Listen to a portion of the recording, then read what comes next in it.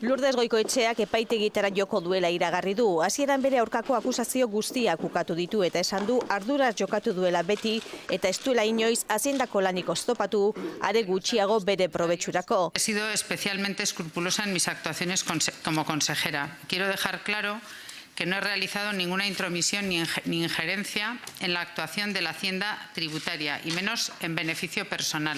Baina atzo Idoia Nievesek leporatutako guztiak banan-banan aztertzerakoan onartu egin du, zergadun batekin bitartekari lana egin izana eta Nafarroako kutxari buruzko informazioa eskatu izana. Lo único que pido es que si puede haber una demora en la entrega de la información por parte de este contribuyente. Momentuz, ez du dimititzeko asmorik, Barcinak halaxe eskatu diolako. Pero me ha dicho que no me lo plantee.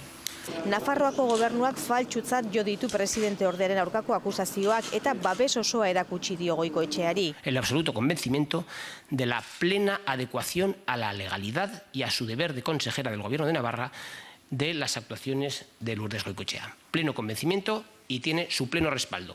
Idoia Nievesek amorruak bultzatuta jokatu duela esan du Sánchez Muniainek eta Nafarroako gobernuak kasua ikertu eta argitu dadin informazio guztia erraztuko duela azaldu du.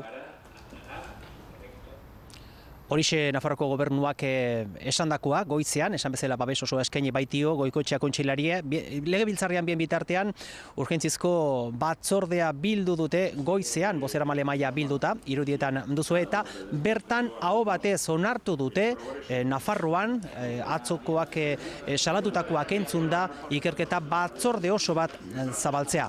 Besteak beste, dimisioa eta zentsura mozioa dira goizean gehien entzun diren hitzak Nafarroko legebiltzarrean. Salbuespen egoera politiko baten aurrean gaude, egoera jasan ezina da. Gobernu honek ezin ditu eman 15 hilabete egoera honetan. Eta aldaketak egin behar direla, eta aldaketa horretan eman beharreko pausoak emateko dei egingo diogu beste indar batzuekin batera, oposizioko talde guztiei baztertu gabe zentsura mozioarena.